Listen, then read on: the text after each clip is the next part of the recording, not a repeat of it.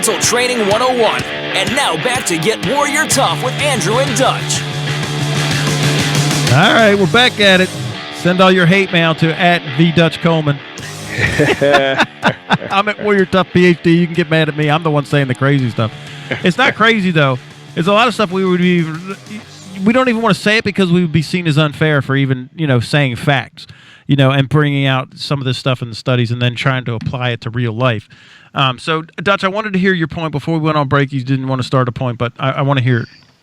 Well, it just seems like, and I know this isn't something that hadn't been said before, but when you think about a lot of the conflict or a lot of the differences that other nations have with the United States, when some of their citizens come here, they're fine to partake in this Western culture, all the different things, the freedoms, the money, the opportunity at growth. Anyone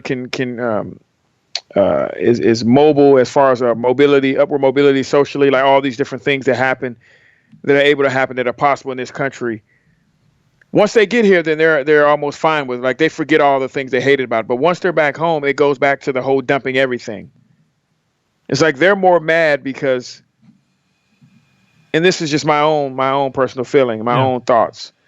It's like they're mad not because of what we have, but because they can't have it. Or they don't have it. Once they don't have it, so, and they don't even have the possibility of it. But once you place them in it, then they almost forget about what was going on back home because now they're in it. Now they're on this side.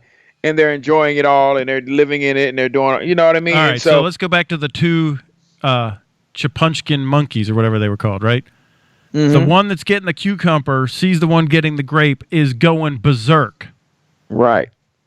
If they gave the grape to the one with the cucumber and the cucumber to the one with the grape, the one that was going berserk ain't going berserk all of a sudden. Mm-hmm. Totally fine. I got the grape. And I don't care that they got the cucumber because it ain't about fairness.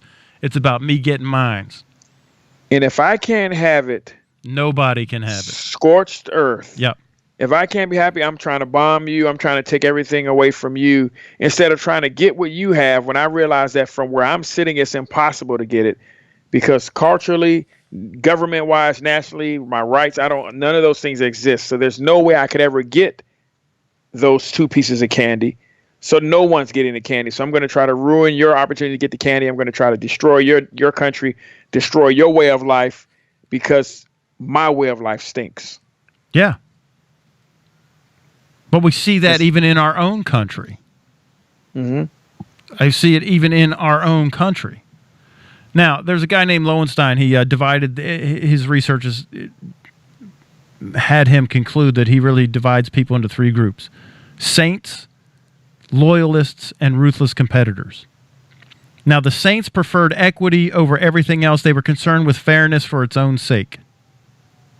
Loyalists prefer equity based on, like, the relationship. So in order to create loyalty, I would give up an unfair advantage. And this is what we do with our family members, right? Because I love my family members and I'm loyal, so I'll take the small piece and give my kids the big piece. Mm-hmm. We do it all the time with we make sure our kids have clothes and all the food and all that stuff before we take care of ourselves. It's not like that in every country, though. Right.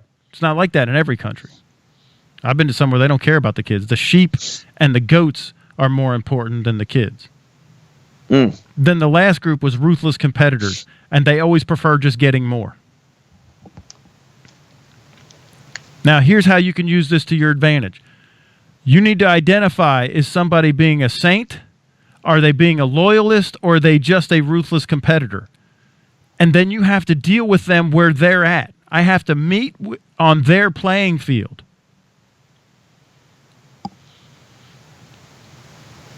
Our problem is that we all like to see ourselves as saints, and when we go up against a ruthless competitor, we're happy to just hand it over. I hear this all the time with employees. They all tell me they're not getting paid enough. Well, then why did you take the job? Mm-hmm.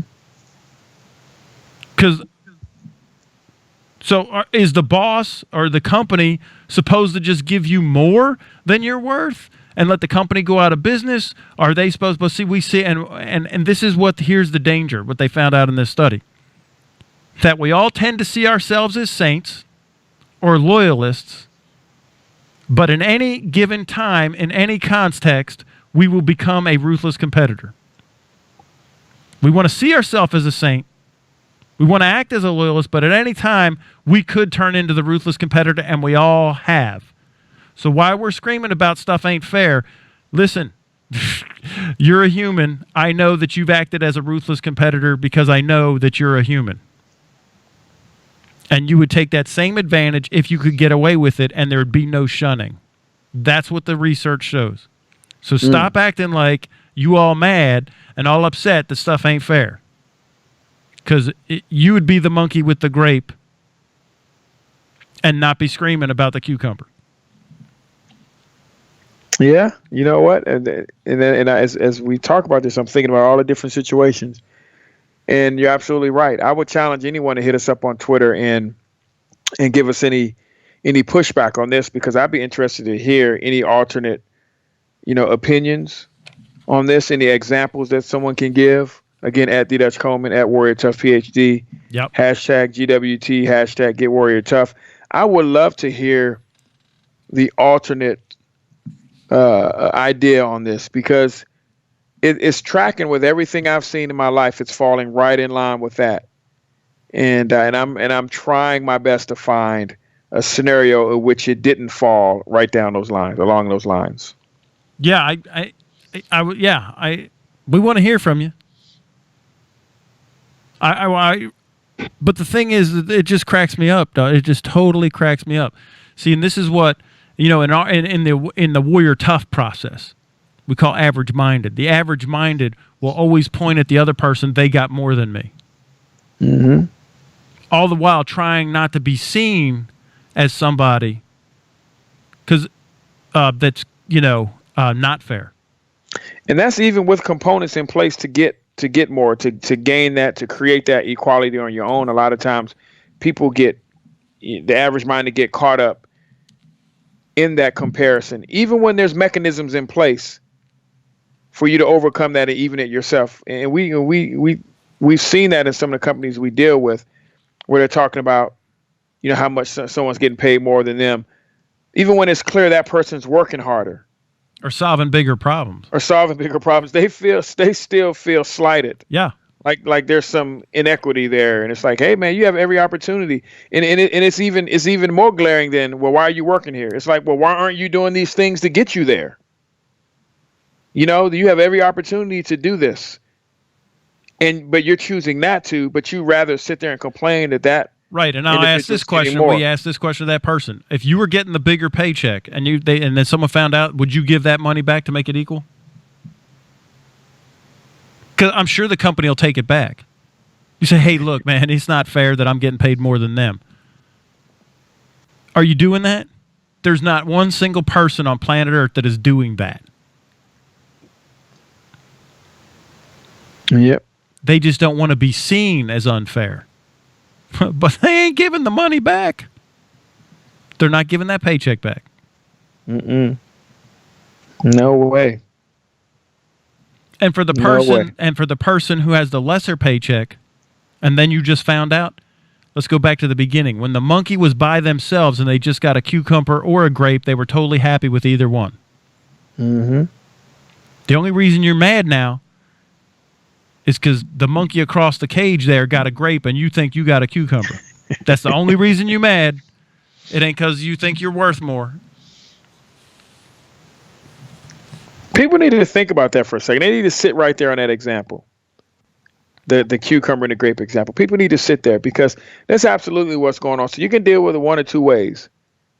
You can, again, become an elite warrior, where you're always you're always searching for that grape. Is irrespective of what others are doing, right? I'm the solution, I'm the problem, right? I'm the problem, I'm the solution. So that's regardless of what's going on with anyone else. An elite warrior is, you know what? I'm grateful for the cucumber, but I'm still going to go after the grape. I'm going after the grape. The external factors don't matter. This is about me and about my value, my worth, and my target. Right. Which is elite warrior should always be excellent. You should always be pointing towards excellence, right? Right. Max effort. Absolutely. I'm Right, giving my so- best. I'm going to make course corrections. I'm going to be excellent. So the average mind, they're content, like you said, they're content until they find out this information or that information, this information. So there should never be any qualifications on your happiness, right? Right. You should have a target, and you should be doing whatever it takes to get to that target. And again, we're talking with CEO of you, not whatever it takes without CEO of you. Right. Then you're a tyrant at that point. We don't want tyrants. We don't want con men. We don't want people that would do harm to others. But it needs to be, I'm the problem, I'm the solution type mentality. So it doesn't matter that they got a grape and I got a cucumber.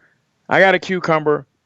I'm glad to have running water, but I'm constantly going after that grape. Absolutely. Right? Absolutely. We keep you right. And that should be your whole life. At some point, at any point in life, this is as far as you're going, man, it's over for you.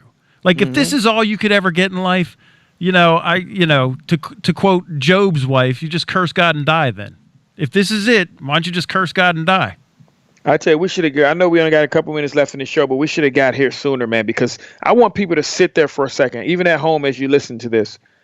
Sit here for a second and think about, are you more concerned of what others have, or do you have your target set based on you and yourself and not others? Like what is your why for your target? And it can't be external. It can't be what Jim has or what Bob has or what Susie has. Right. It cannot be based on that. Because then it's somebody else's target. That's not yours anyway. I had somebody ask me that they're having a hard time identifying their target. I'm like, well, I can't help you with that. What's the outcome that you want? I can't set your target for you. You have to set your own target. And looking at what somebody else has and just coveting, to use old terminology, what they got instead of having your own, that's where all this stuff is going downhill with the fairness, pull the green handle. Nobody gets nothing if I can't have, equal. And you're going to always be limited. If it's based on others, you're going to always be limited because your max, as far as possibilities are concerned, are going to always be based on what someone else has. And you're never going to explore beyond what those others have. And you're going to find out one day that what they had and what you're aspiring for based on what they had wasn't much at all. Dude, Italian Job. Did you ever see the movie Italian Job? Yes, a long time ago. Okay, so everybody, they're robbing the play. They got the gold, and everybody has what they're going to. This guy's going to get the stereo. This guy's going to get a house with shoes. This guy's going to get a car. Then the one guy who had no vision, what are you going to do with it? I don't know. I'll find something. He stole the gold, and when they found him like 10 years later, all he did was buy everybody else's stuff. He got the stereo. He got the house. Remember, he had nothing of his own. He bought everybody else's what their ideas were, and that's exactly what you're talking about. Yep. You end up limiting yourself, and you end up hurting yourself. Yeah. Fulfillment. Zero. And you're all worried about who didn't, they're getting more than me, or, it's not fair and all this other stuff. Dude, the hour's gone, man. It's gone. And we save the best for last, though, because I really want people to sit there for a second and think about that. Yeah, no, it's so right on, Dutch, because if you don't have stop worrying about, I'll say it how my wife says it. She told our kids this from the time they were little. You do you. Mm-hmm. Stop worrying about it's not fair. This ain't fair. They get more than me. Just you do you. You do you. Be the monkey that has the cucumber or the grape, and you're grateful, and then go after the grape if you want it. Drop the mic. All right. Well, we queued up a big one for our re-entry after our 2-week vacation. That was a pretty big re-entry, huh, Dutch? Right. It was kind of heavy. Yeah. It was fun at the same time, though. It was fun. This is the research that I'm doing every day. I'm like, it's just to write 300 words. I had to go through like 6 hours, and the one chapter in the coaching. But this is like what, guys in the audience, this is kind of like what a coaching call would be. But if you were on the call and there was interaction and Dutch and I could make course corrections and we could have a dialogue back and forth, it's really worth it to be part of the phalanx. I'm not even kidding about that. Mm-hmm. So call the office, go to the website, find a way to hook in. Dutch, good to see you, buddy. Amen, brother.